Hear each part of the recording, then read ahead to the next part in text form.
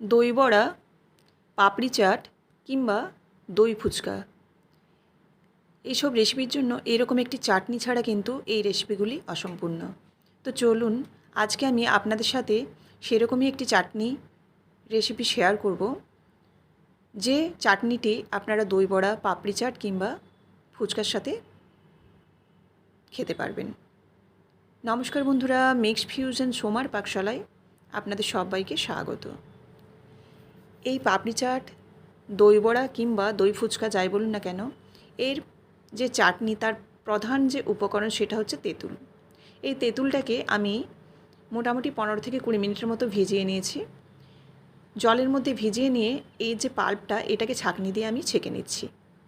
আমি গতকালই দই বড়ার একটি রেসিপি দিয়েছি, তো রেসিপির সাথে আমি চাটনির সম্পূর্ণ রেসিপিটি দিতে পারিনি, কারণ ভিডিওটি বড় হয়ে যাওয়ার জন্য আমি এই চাটনির রেসিপিটি আজকে আমি আপনাদের কাছে শেয়ার করছি। দই বড়ার রেসিপিটি আপনারা যদি দেখতে চান অবশ্যই আমার চ্যানেলে গিয়ে আপনারা কিন্তু দেখে নিতে পারেন। দেখুন এই পাল্পটা বের করে নিচ্ছি। এবার কড়াই আমি 1 চামচের মতো সরষের তেল দিচ্ছি। সরষের তেল দেওয়ার পর এখানে ফোড়ন হিসাবে দিচ্ছি খুব সামান্য গোটা জিরে, আর এখানে দেব হিং। হিংটা যেহেতু একটু ডালা ডালা ছিল সেজন্য কিন্তু আমি একটু ছোট্ট একটি হামাল দিস্তার সাহায্যে গুঁড়িয়ে নিলাম, দিয়ে জিরের সাথে হিংটাকেও ফোড়ন দিলাম। এবার তেঁতুলের যে পাল্পটা আমি রেডি করে রেখেছিলাম সেই তেঁতুলের পাল্পটা দিয়ে দিলাম। তেঁতুলের পাল্পটা আপনারা যতটা মোটা বা ঘন বানাবেন জল কম দিয়ে, ততটা তাড়াতাড়ি কিন্তু চাটনিটা হবে। তো এখানে আমি জলের পরিমাণটা একটু ছাঁকার সময় বেশিই দিয়ে দিয়েছি, যার ফলে একটু সময় লাগবে কিন্তু হয়ে যাবে খুব তাড়াতাড়ি। এবার দেখুন এর মধ্যে দিয়ে দিচ্ছি লবণ আর কালারের জন্য একটু হলুদ। এবার লবণ হলুদটা দেওয়ার পর দিয়ে দিচ্ছি এখানে গুড়।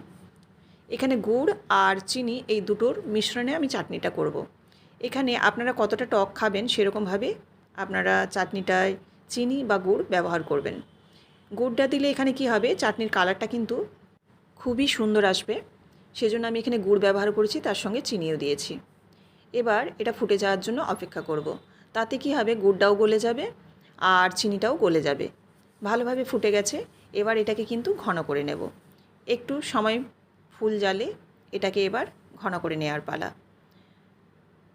এই রেসিপিটি কিন্তু আপনারা পাপড়ি চাট থেকে শুরু করে দই ফুচকা কিংবা দই বড়া, তাছাড়াও ভাতের সাথেও কিন্তু এই চাটনিটি ভীষণই খেতে ভালো লাগে।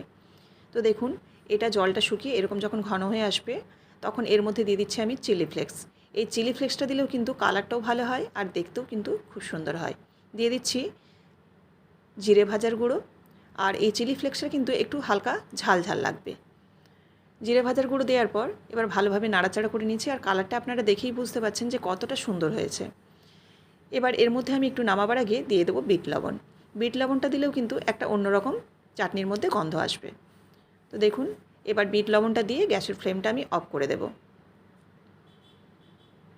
এই রেসিপিটি আপনাদের কেমন লাগলো অবশ্যই আমাকে কমেন্ট করে জানাবেন, আর ভালো লাগলে অবশ্যই লাইক এবং শেয়ার করবেন। এরকমই বিভিন্ন ধরনের রেসিপি পাওয়ার জন্য অবশ্যই চ্যানেলটিকে সাবস্ক্রাইব করে বেল বাটনটি প্রেস করে দেবেন, যাতে সবার আগে নোটিফিকেশান আপনাদের কাছে পৌঁছে যায়। আমার যে বন্ধুরা ফেসবুক থেকে দেখছেন তাদের কাছে অনুরোধ রইল এই পেজটিকে অবশ্যই ফলো করে দেবেন। দেখুন আমি এবার একটা বাটির মধ্যে নামিয়ে নিয়েছি, আর এর থিকনেসটা কিন্তু এরকম হবে। আপনারা চাইলে এর থেকে একটু পাতলা করতে পারেন, কিন্তু এর থেকে আর ঘন করবেন না, কারণ এটা যখন ঠান্ডা হবে তখন কিন্তু আরেকটু বসে যাবে। তাই আপনারা চাইলে আরেকটু পাতলা করতে পারেন, কিন্তু একদমই আর ঘন করবেন না। চামচের সাহায্যে যখন দই ফুচকা বা দই বড়া বা কিংবা পাপড়ির চাট এসবের উপর দেবেন তখন কিন্তু চামচ থেকে খুব একটা সহজে পড়তে চাইবে না। তো অবশ্যই আপনারা এটা একটু পাতলা করলে ক্ষতি নেই। আবারও দেখা হচ্ছে নেক্সট রেসিপিতে। ধন্যবাদ।